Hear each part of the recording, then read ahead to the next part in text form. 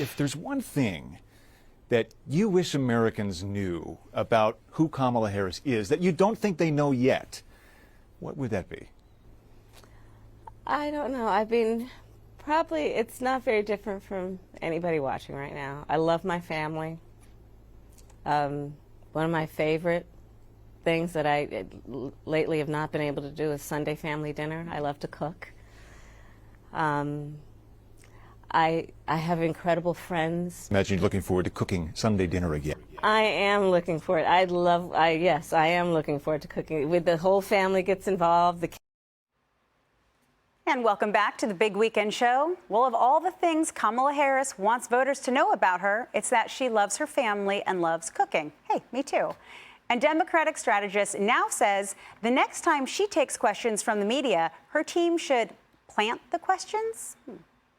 She can actually take 5 or 6 questions, of which you can plant 2. Okay, you can't plant all the questions because it'll be evident that they were planted, but you can say to you in the back, oh, gee, I'm glad you asked that question. I hadn't thought about it right now, but blah, blah, blah, blah. Yeah, well, God, she's pretty good on her feet. Well, Alicia, okay, so we know James Carville. Earlier this summer, he actually came out. He's been advocating for the media to have more biased coverage. Anything he says so that Trump doesn't get elected. He actually said, I don't have anything against slanted coverage as long as he doesn't get elected. With all of the unrest after the last election cycle, when you have high-level Democratic strategists and advisors coming out saying, hey, if things aren't working, let's cheat. Let's now plant questions because it's the only way that Kamala is going to actually look good speaking live.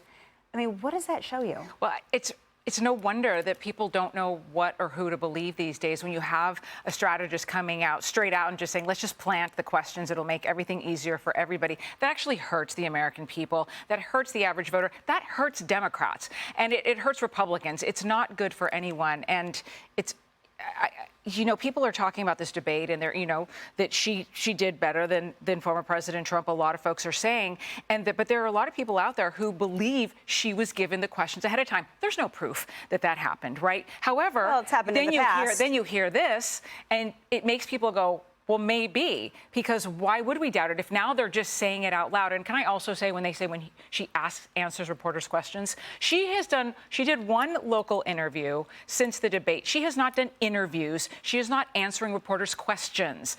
This is a very limited scope in which she has decided to participate. Well, and Sean, so that was a podcast where he was essentially saying, she needs to go out and give speeches about some of her policy, not necessarily have conversations, because we don't want her to do that. If we're going to have a live conversation, it has to have planted questions. But because even after the debate, when you thought maybe you would get more of an idea of her policies, even a CNN host is saying people still don't know what Harris's policies are. Take a listen. Does she, Kamala Harris, need to do more to explain to the public what her policies are? Because that's the thing that keeps coming up in polling as well, that people don't really know what her policies are all about. Well, that's one of the big questions that a lot of voters have. What are her policies? So is the only way for us to understand is plant these questions? So first off, I think James Carville is spot on. He's an operative, right? He wears a blue jersey. If she can't answer questions, you want to plant the questions so she knows the answers. But if you're ABC and you're a news outlet, that's something different, fact-checking Donald Trump and not fact-checking Kamala Harris. But it's interesting because, again, Americans need policy to vote for you. We're not in some golden age where there's world peace and there's a roaring economy and low inflation and there's no crime in the country. No, it's the exact opposite. So if you want to get elected, you have to tell Americans, this is what I'm going to do for you. This is how I'm going to fix it. These are my ideas. And she doesn't say any of that, which is why she's not popping and spiking in the polls. Donald Trump is right with her, and why I think Trump will win. Well, what Carville was alluding to is she can't have pushback. And that was one of the criticisms of the debate, was that there wasn't actually pushback, but there was for Donald Trump. And there was a recent article out of LA Times, the full title being, Lindsay Davis held Trump's feet to the fire, how she became ABC News' rising star. And she said, quote, people were concerned that statements were allowed to just hang and not be disputed by the candidate Biden at the time or the moderators. So they actually said in their prep, Tom, for this debate, they went through hours and hours of coverage of speaking. Well, they only had hours of speaking from President Trump because he was the only one at that time who went in public and even spoke about policies. At that time, Kamala Harris didn't even have her policies on her website.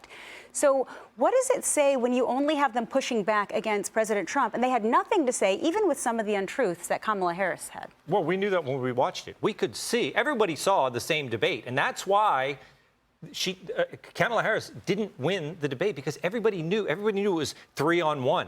And then, Trump came out a day or two later and he said, oh, look, it was 3-on-1. And it was, oh, Trump's complaining about the referees. We all saw that. We all knew what was going on. And that's why when people saw it, people not in the media, they said, she's not answering any of these questions. Now, both moderators now, she's just admitted that she went in, she watched all the CNN debate with Biden, and she didn't like the way the moderators let Trump get away with his answers. So they took his answers, and whenever he had an answer like that, they came in with their follow-up, their fact check, whatever they want to call it. But we know what it is. They are both Democrats. Like, everyone knows these people. Everyone over at ABC, CBS, NBC, they're all Democrats. And everyone can see that. Even the Democrats know it. They're like, oh, they're on our side. They got to hold their feet to the fire even more. To the point where leftist voters and Democrats, they were so mad at CNN for not having their foot on the gas pedal more. So she wanted to get on the good side of these people who were mad about the last debate, and so they went all in. I think it's all going to backfire. Just like you said, Sean, the American people know what's going on at this point. That's right. They're smarter than they like to give us credit. I'm Steve Ducey. I'm Brian Kilmeade. And I'm Ainsley Earhart. And click here to subscribe to the Fox News YouTube page to catch our hottest interviews and most compelling analysis.